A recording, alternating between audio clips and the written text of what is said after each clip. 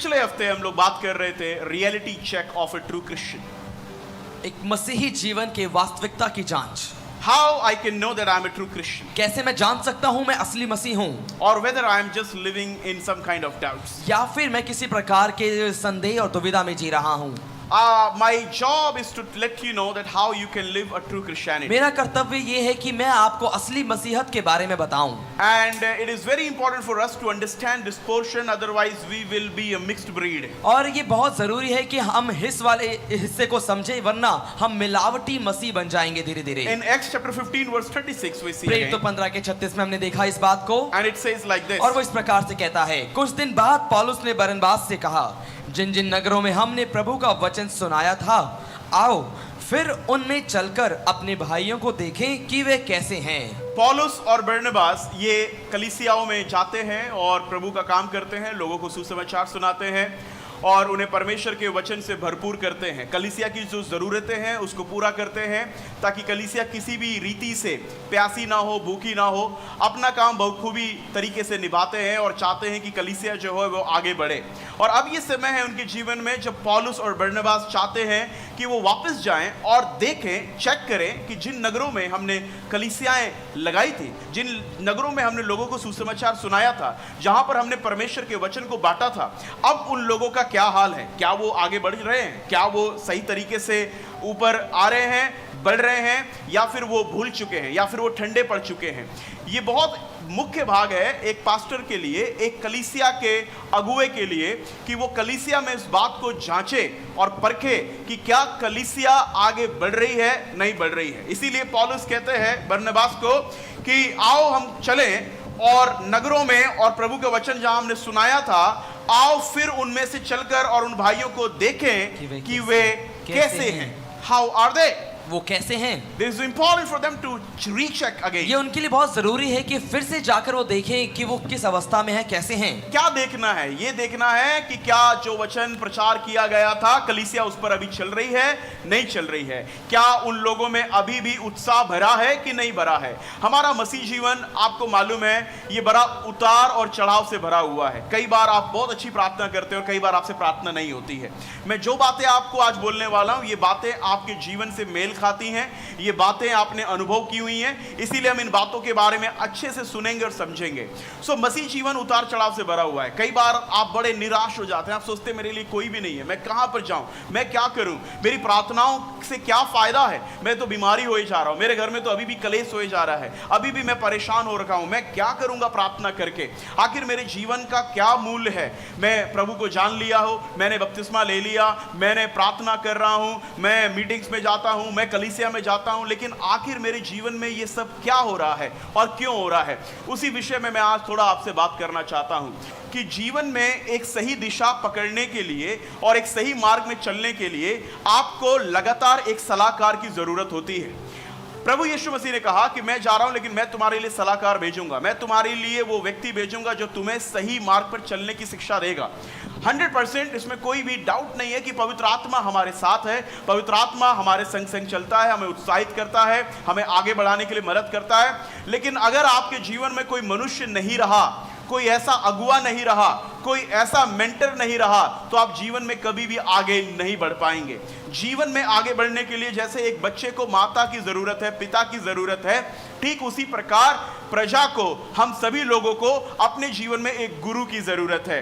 We need a teacher in our life. हमें हमारे जीवन में एक शिक्षक की जरूरत We need a पड़ती है। leader in our life. हमें हमारे जीवन में एक अगुवे की जरूरत होती है। और आपको जरूरी है कि आप इस अगुवे के प्रति थोड़ा खुला रहें और थोड़ा अकाउंटेबल रहें। You need to be accountable to this leader. आपको इस अगुवे के प्रति जवाबदेही रहने की जरूरत है। जवाबदेही का मतलब यह है कि आपको अधिकार है मुझसे पूछने का कि मैं इतनी रात में कहां से आ रहा हूं।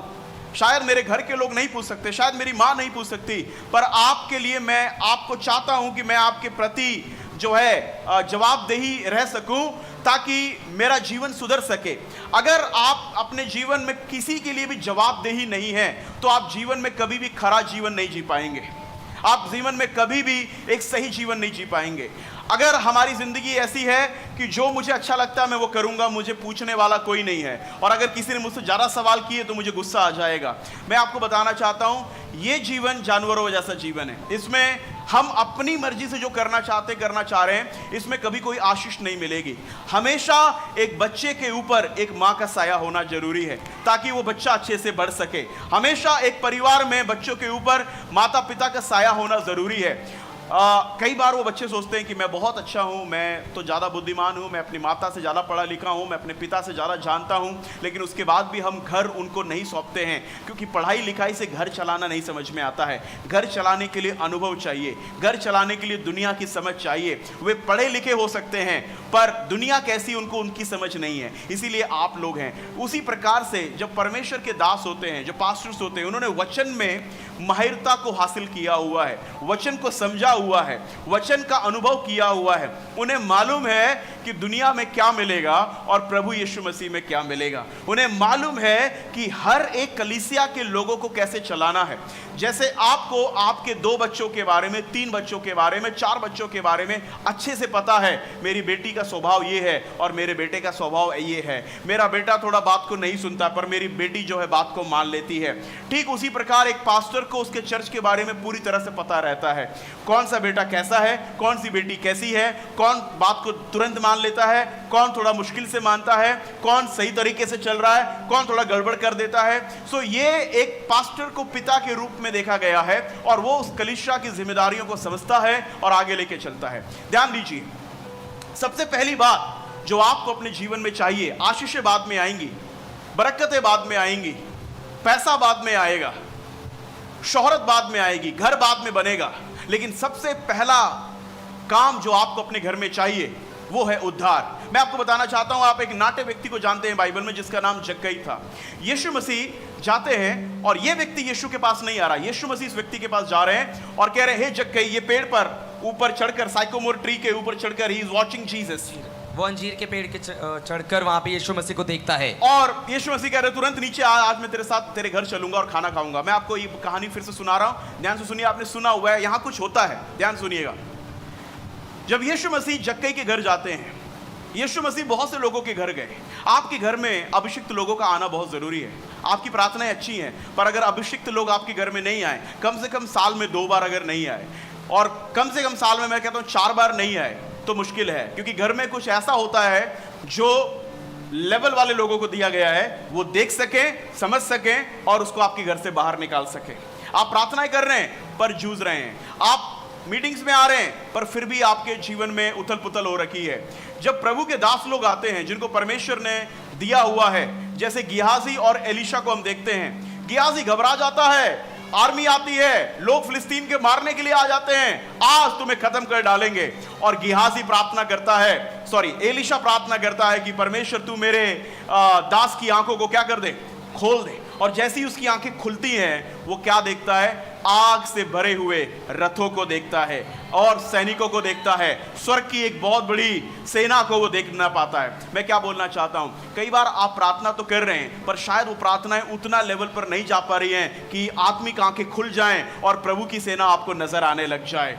You can see the future, you can see the unseen world. Sometimes it's really tough for us to understand and see this in unseen world. और कई बार हमारे लिए बहुत मुश्किल हो जाता है कि हम इस अदृश्य दुनिया को देख पाएं और उसकी बातों को समझ पाएं और उसमें जा पाएं। That is why it is important to call the anointed people in our house. इसलिए बहुत जरूरी है कि हम अपने घरों में अभिषिक्त जनों को बुलाएं।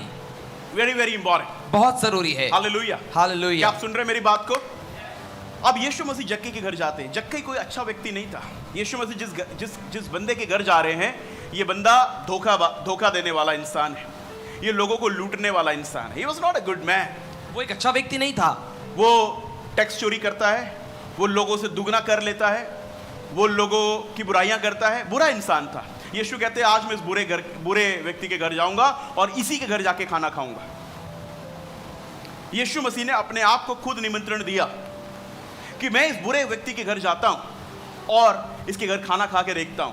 यीशु मसीह गए, जक्कई बड़ा आदमी था, टैक्स कलेक्टर था, चुंगी लेने वाला था, 100% उसके नौकर चाकर होंगे। वो नौकर चाकर बहुत अच्छा खाना लेकर आए होंगे, मिठाइयाँ लाए होंगे और जो भी उनके उस समय में फेमस खाना होगा उसको लाकर बढ़िया से बढ़िया भोजन रखा होगा। यीशु मसीह चुपचाप खाना खा रहे होंगे, जो मैं सोचता हूँ, थोड़ा सोच के देखिए। यीशु मसीह खाना खा रहे हैं और कौन बैठा है जक्कई के घर में आज? राजाओं का राजा, प्रभुओं का प्रभु, प्रतापी परमेश्वर स्वयं आज जक्कई के घर में बैठा हुआ है, ध्यान दीजिएगा, और चुप है, खामोश है, कुछ नहीं कह रहा है।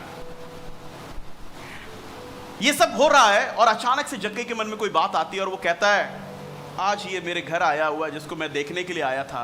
वो कहता है, ठीक है, मुझे कुछ हो रहा है, मैं कुछ बोलना चाहता हूं। और वो बोलने लगता है और वो कहता है, मैंने जिस किसी का भी लूटा है उसको 4 गुना वापस करूंगा। मैं अपना आधा संपत्ति कंगालों में बांट दूंगा। जैसे ही वो ये बात कहता है, चुप हुआ यीशु मसीह बोल उठता और कहता है, मैं सच सच कहता हूं, आज इस घर में उद्धार आया है।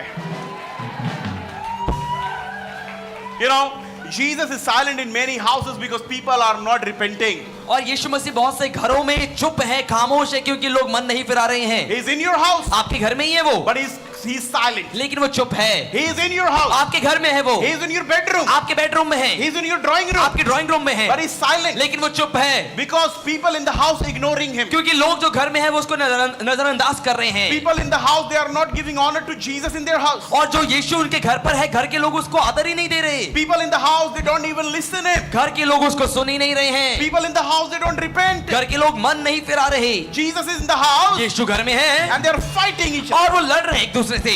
Jesus is in the house. यीशु मसीह घर के अंदर They है are talking bad, ill things about us. और वो बुरी बुरी बातें एक दूसरे के खिलाफ कर रहे They हैं, are gossiping in the house. एक दूसरे की चुगली कर रहे हैं। And that is why और इसीलिए Jesus is in the house. यीशु घर के अंदर But है, he's keep quiet. लेकिन वो बिल्कुल चुप है, He's keep quiet. वो बिल्कुल शांत है, He's watching. वो देख रहा है। People are gossiping. लोग चुगली कर रहे हैं, People are not repenting. लोग मन नहीं फिरा रहे, People are lying. लोग झूठ बोल रहे हैं। Jesus wants to bless this family. यीशु मसीह इस परिवार को आशीष देना चाहता है, But how can Jesus bless a liar? लेकिन यीशु कैसे एक झूठे को आशीषित करेगा? How Jesus can bless a gossiper? कैसे यीशु एक चुगली करने वाले को आशीषित कर सकता है? How can Jesus bless a family who are quarreling and और fighting? यीशु मसीह कैसे उस परिवार में आशीष लाएगा जो लड़ाई झगड़े लगातार करते जा रहे हैं? Hallelujah. Hallelujah, Hallelujah. Hallelujah. Are you with me? क्या आप मेरे साथ हैं? The Lord is waiting. प्रभु इंतजार कर रहा है। You know what he's waiting for? क्या आप जानते हैं किस बात का इंतजार वो कर रहा है? आपके घर में आशीषें नहीं चाहिए, आपके घर में कार नहीं चाहिए, आपके घर में नौकरी नहीं चाहिए, आपके घर में पैसा नहीं चाहिए। आपके घर में सबसे पहला जो काम चाहिए वो है उद्धार। बपतिस्मा पाए हुए लोग जब झूठ बोलते हैं तो उस घर का यीशु मसीह फिर से क्रूस पर मर जाता है। आप पूछ रहे हैं ना, प्रभु मैं क्यों नहीं आशीषित हो रहा हूं, प्रभु मैं क्यों बीमार पड़ रहा हूं, प्रभु मैं क्यों नहीं आगे बढ़ रहा हूं, मुझे नौकरी क्यों नहीं मिल रही है, मेरी शादी क्यों नहीं हो रही है? चेक करिए अंदर। जब यीशु घर पे आए तो जक्कई के समान चेक करना है। जक्कई को किसी ने भी बोला होगा, उसने कभी अपनी गलती नहीं मानी, लेकिन उस दिन यीशु के घर पे आने पर वो कहता है मैं पापी इंसान हूं, और कहता है मैंने जिसका लिया है उनको मैं 4 गुना वापस करूंगा। मैंने लोगों के आंसू बहाए, लोगों के घर मेरी वजह से बर्बाद हो गए, लोगों से मैंने 4 गुना वापस लिया था, डबल रेट लिया था, पैसा जितना लगता उससे दुगना लिया। मेरे दिल में शांति नहीं है। मैं अमीर तो बन गया हूं पर मेरे जीवन में शांति नहीं है, क्योंकि मैंने ये पैसा धोखे से बनाया है, ये पैसा चोरी से बनाया है। उसने कहा मैंने 2 गुना लिया था, 4 गुना वापस करूंगा।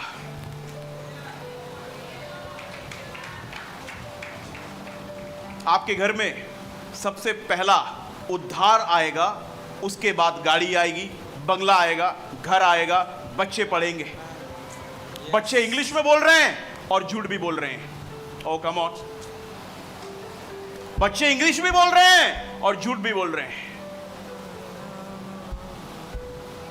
कॉन्वेंट स्कूल में पढ़ने जा रहे हैं पर झूठ बोल रहे हैं। आज मैं आपको उत्साहित करना चाह रहा हूं इस छोटे से मैसेज के द्वारा। घर जाइए और पहली प्रार्थना करिए, प्रभु मेरे घर का पहले उद्धार हो।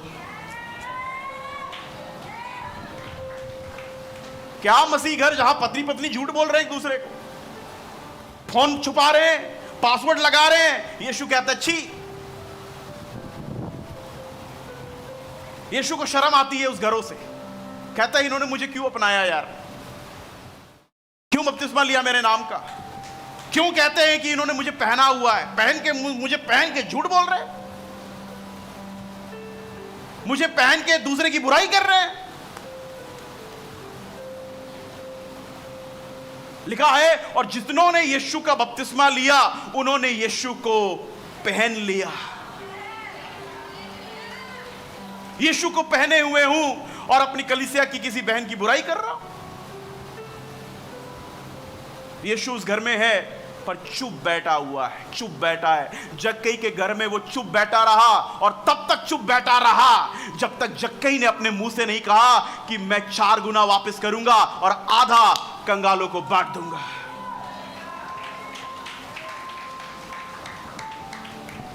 अगर आप यीशु को अपने घर में जीवित देखना चाहते हैं, अगर आप सच में यीशु का बड़ा काम देखना चाहते हैं, अगर आप चाहते हैं कि आपकी शादियों में पानी दाखरस में बदल जाए, आपके घर में लंगड़ा चलने लग जाए, बीमारी भाग जाए और बुखार दूर हो जाए, तो पहला काम करना अपने घर में सबका उद्धार करवाना है।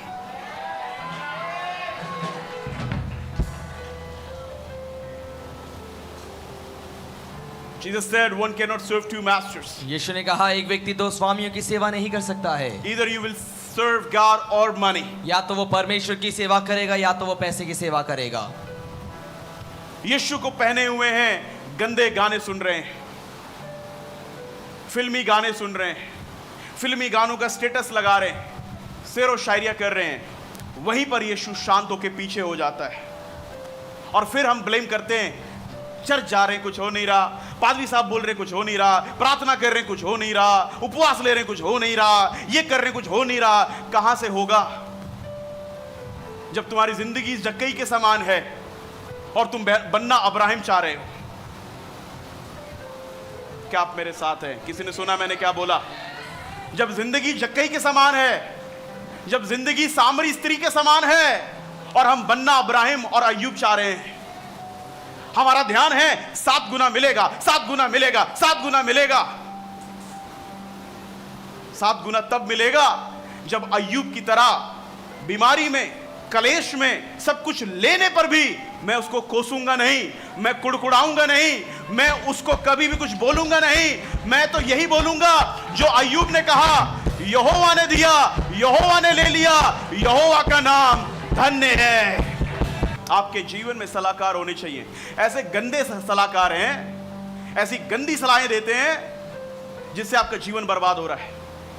कर्जा ले लो, किसी से चोरी कर लो, किसी को झूठ बोल लो, ऐसे सलाहकार हैं हमारे जीवन में। एस्तर नाम की लड़की, कॉमन लड़की, कोई नहीं जानता था उसको। राजा ने फरमान निकाला, मुझे विवाह करना है। वस्ती बहुत हो गई, अब वस्ती उसकी पहली रानी थी। एस्तर एक साधारण लड़की थी, साधारण लड़की, गरीब घर से, नॉर्मल लड़की, यहूदी लड़की। उसका अंकल मुर्दकई, आपको मालूम है यीशु मसीह हर एक किताब में, बाइबल में, और एस्तर की किताब में यीशु का रोल पता किसने लिया है? मुर्दकई ने। और उसका अंकल कहता है एस्तर को, Why don't you participate in this fashion contest? और तू क्यों ना इस फैशन कॉन्टेस्ट में जाकर हिस्सा ले? Her uncle is telling her. उसका अंकल उससे कह रहा है। कितनी अपवित्र बात लगती है कि ये बोलना किसी लड़की को कि जाके तू फैशन शो में जा। और उसको फैशन शो में जाना था और बोले तैयार होके जाना, क्योंकि राजा अपने लिए एक रानी चुनना चाहता है और तू पूरी तरह से तैयार होके, मेकअप वेकअप लगा के, बढ़िया से सुंदर होके जाना। और हम यहां दुआ करते हैं कि तेरा चुनाव हो सके। ध्यान से सुनिएगा। उसकी सलाह मानकर वो नॉर्मल औरत रानी के पद के लिए निकल पड़ती है। ज्यादा लंबी कहानी में नहीं जाऊंगा। बाइबल कहती है इन सभी स्त्रियों में से, इतनी 100 स्त्रियां आई थी, उसमें से एस्तर को राजा अपने लिए चुन लेता है। और याद रखिएगा, चुनाव यहोवा की ओर से होता है। Yes yes amen. बाकियों का चुनाव इसलिए नहीं हुआ क्योंकि वो खुदा को जानती नहीं थी, पर एस्तर अपने खुदा को जानती थी, खुदा का डर रखती थी, पवित्र जीवन जिया था, धार्मिकता में चलती थी, इसीलिए राजा ने उसको चुना। क्योंकि राजा के ऊपर एक राजा था जिसने इस राजा को बोला, इस लड़की को चुन अपने लिए, ये लड़की तेरी रानी बनने के लायक है।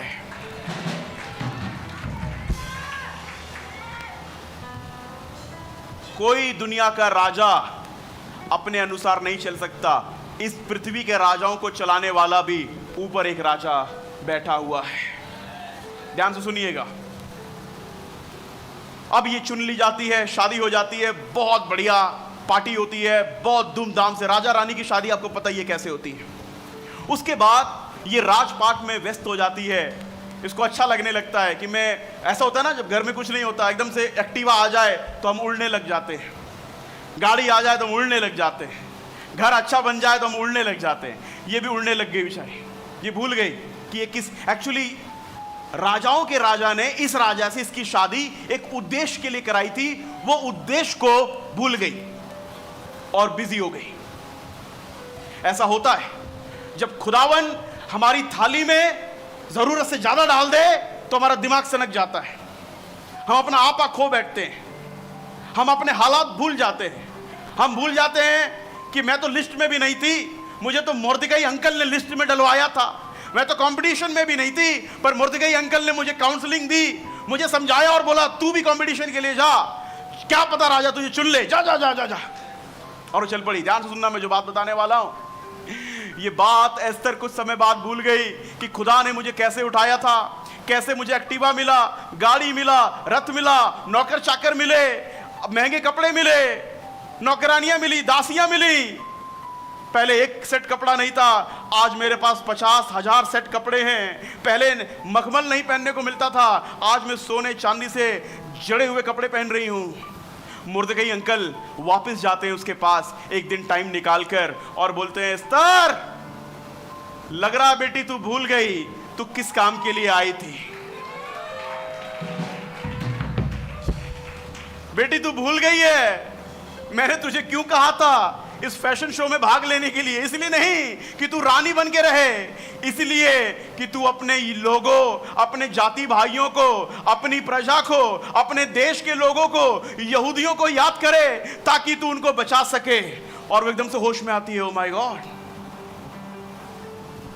और कहती है, अंकल मुर्दकई क्षमा प्रार्थी, कहती है आप जाइए और ऐलान करिए अपने लोगों के बीच में, यहूदियों को बोलिए 3 दिन का उपवास बिना कुछ खाए पिए, 3 दिन पूरा इजरायली लोग, सभी यहूदी लोग उपवास लें और मैं भी गुप्त में उपवास लूंगी। और हां, क्योंकि मैं एक यहूदी लड़की हूं, खुदा की बेटी हूं, उस उपवास के बाद मैं राजा के पास जाऊंगी बात करने, और अगर उस वक्त राजा मेरे प्राण भी ले ले तो ऐसा होने दे, पर मैं उपवास का ऐलान करती हूं और राजा के साथ जाकर मैं बात करूंगी। Hallelujah. And the Bible says, Bible इस बात को कहती है, Esther took 3 days continuous fasting. Esther ने 3 दिन लगातार दिन और रात का उपवास रखवाया है। Not for herself, अपने लिए नहीं, not for her health, और उसकी अपनी सेहत के लिए नहीं, not for her family, अपने परिवार के लिए नहीं, not for her husband, अपने पति के लिए नहीं, but for her people, लेकिन अपने लोगों के लिए, for her country. अपने देश के लिए। Fasted for 3 उसने days. 3 दिन का उपवास रखा, She did not eat anything and drink कुछ भी anything. नहीं खाया, कुछ भी नहीं पिया, And she could save her people because of that fasting. और उस उपवास की वजह से वो अपने लोगों को बचा पाई। आपके जीवन में मुर्दकई कौन है उसको आज ही ढूंढ लीजिए, और नहीं है तो बोलिए आप मेरे जीवन के लिए मुर्दकई बन जाएं। मेरे पास कोई सलाहकार नहीं है, मेरे पास कोई अच्छी बातें बताने वाला नहीं है, आज मुझे कोई ऐसा व्यक्ति चाहिए जो मुझे सही रास्ता बता सके, जो मुझे सही मार्ग पे ले जा सके, ताकि जब मैं भी रानी बनूं तो मैं यहोवा को भूली ना, लेकिन मैं अपने लोगों के लिए एक बड़ा काम कर पाऊं, एक बड़ा नाम कर पाऊं, एक ऐसा काम कर पाऊं ताकि लोग इतिहास तक याद रखें उसको। मुझे सबसे अच्छी बात जो इस पूरी कहानी में लगी,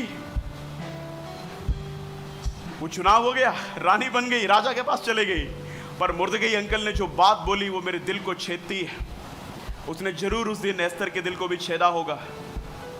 आपका दिल छिदना इस बात की पहचान है कि आप अभी भी जिंदा हैं। उसने कहा, अंकल मुर्दिकई कहते हैं एस्तर से, क्या जाने कि तू ऐसे ही एक समय के लिए चुनी गई हो.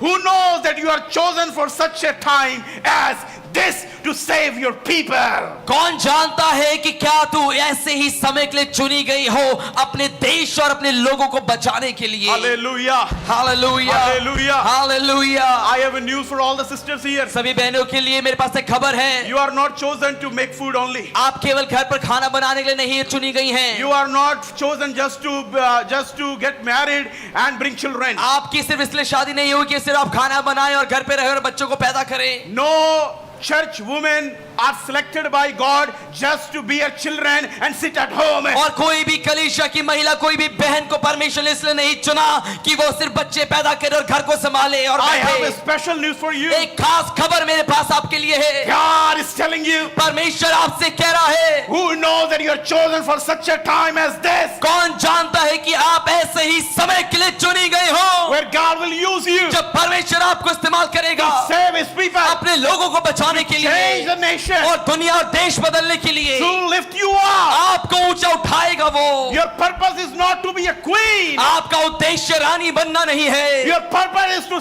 do something for your people. आपका उद्देश्य है अपने लोगों के लिए आप कुछ करें. A son can have father's possession, और एक बेटे को उसके बाप की जायदाद मिल सकती है, but not his honor. लेकिन उसका आदर नहीं मिलेगा. Honor comes by earning. आदर कमाने से आता है.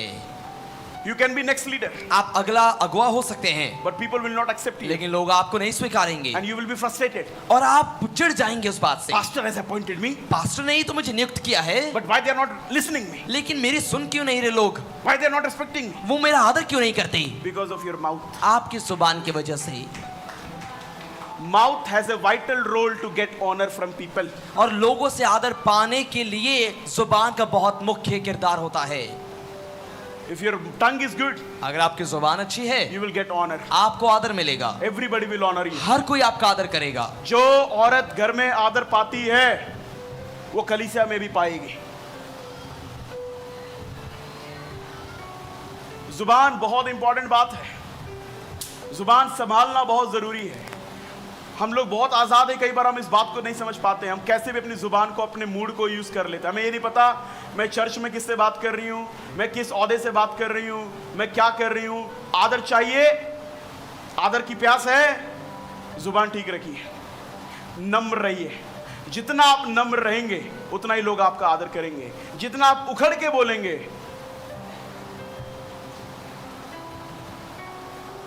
आप लोगों को डरा सकते हैं, लेकिन आप उनसे आदर नहीं प्राप्त कर सकते.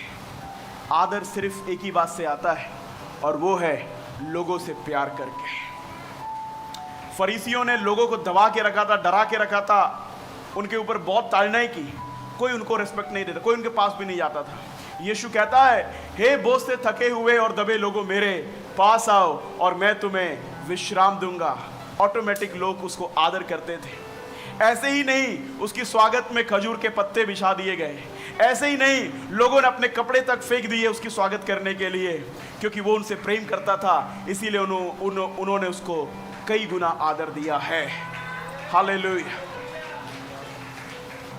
You need to understand one more thing. आपको एक बात और समझनी जरूरी है. Your struggles and your anointing is two different things. आपकी परेशानियां और आपके संघर्ष, आपका संघर्ष और आपका जो अभिषेक है, वो दोनों एक अलग बात है. Don't lose your anointing because of your sickness and struggles. अपनी बीमारी और अपने संघर्षों की वजह से अपने अभिषेक को मत खो देना. बहुत से लोग प्रार्थना करने के बाद बीमार होते हैं तो वो निराश हो जाते हैं. नौकरी नहीं मिलती तो निराश हो जाते हैं. कर्जा अगर नहीं खत्म हो रहा तो निराश हो जाते हैं, दुखी हो जाते हैं. घर में बच्चा ठीक नहीं हो रहा है तो दुखी हो जाते हैं. आपको एक भेद बताना चाहता हूं. आपका अभिषेक और आपका संघर्ष, परेशानियां, ये दो अलग बातें हैं. इसको मिक्स मत करना कभी भी. समझाने की कोशिश कर रहा हूं, समझे तो बताना. पौलुस ऑफिसर था, छोड़ छाड़ कर आ गया यीशु की सेवा करने के लिए. प्रचार कर रहा था, इतना मारा उसको लोगों ने, उसके साथ में साथी था सिलास, उसको भी मारा, लहूलुहान हो गए, बेड़ियों में बांध दिया और जेल में पटक दिया। हाथ और पैर बांध दिए थे उनके। संघर्ष, दर्द, चिंता, परेशानी, पर उन्होंने उसका प्रेशर अपने अभिषेक पर नहीं पड़ने दिया। और बाइबल कहती है लहूलुहान पौलुस और साइलस जेल के अंदर भी भजन गाने लग गए।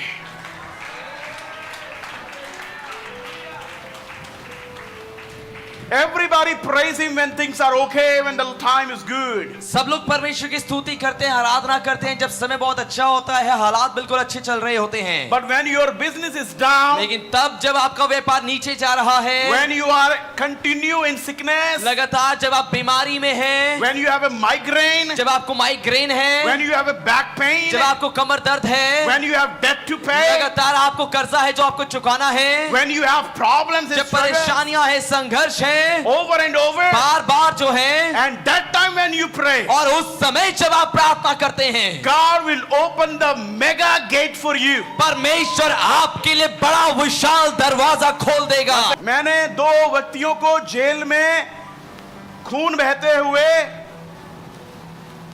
चोट का दर्द होते हुए मारे गए थे बुरी तरह।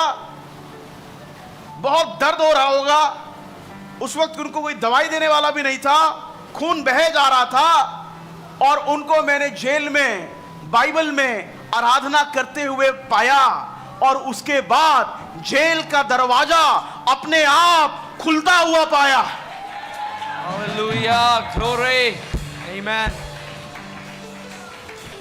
मैंने पूर्व देश के एक धनी व्यक्ति जिसकी कहानी नतान्या एंडरसन ने सुनाई थी, जिसका नाम अय्यूब था, उसका सब कुछ, उसकी धन संपत्ति, यहां तक कि बच्चे सब ले लिए गए शैतान के द्वारा। वो व्यक्ति कुड़कुड़ा सकता था, खुदा से नाराज हो सकता था, खुदा को कोस सकता था, खुदा की बुराई कर सकता था। उसकी पत्नी कहती है, उसके दोस्त कहते हैं कि तेरा सब कुछ ले लिया, अब क्या अब तू यहोवा कर रहा है, अब तू क्या चर्च जा रहा है, अब तू क्या प्रार्थना कर रहा है। उसने कुड़कुड़ाने को नहीं चुना, उसने उस परिस्थिति में भी, सब कुछ जाने के बाद भी यहोवा को स्तुति प्रशंसा देना चुना। उसने कहा यहोवा ने दिया, यहोवा ने ले लिया, यहोवा का नाम धन्य है। और मैंने फिर बाइबल में पढ़ा, क्या आपने भी पढ़ा? और मैंने फिर बाइबल में पढ़ा, जब इसने अपने कलेश में, अपने दुखी अवस्था में यहोवा के नाम की प्रशंसा की, खुदा कहता है जो कुछ गया था वो 7 गुना अय्यूब के पास लौट कर आया है। When you praise him in your sickness, in your pain, in your depression, 7 times are going to come back and knock at your door. और जब आप अपने दर्द में, अपनी बीमारी में, अपनी दुखी अवस्था में परमेश्वर की स्तुति करते हैं, 7 गुना वापस आपके जीवन में आएगा और उसे कोई रोक नहीं सकता है। Your anointing has no relationship with your struggles. आपका जो अभिषेक है उसका कोई नाता नहीं है आपके संघर्षों से। I can have a cancer मुझे कैंसर हो सकता है and still anointed. और तब भी मैं अभिषेक होऊंगा। I can have corona मुझे कोरोना होगा and I can still be और anointed. तब भी मैं अभिषेक होऊंगा। I can have sciatic problem हो सकता है मुझे साटिका की परेशानी हो, and still I will be तब anointed. भी मैं अभिषेक होऊंगा। I may have depression हो सकता है मैं निराश but हूँ, still I am anointed. भी मैं अभिषेक हूँ। Elijah, prophet Elijah went into depression और भविष्यवक्ता एलिया निराशा में चले गया, but he was still anointed. लेकिन तब भी वो अभिषेक था, Still the prophet of और God. तब भी परमेश्वर का नबी था।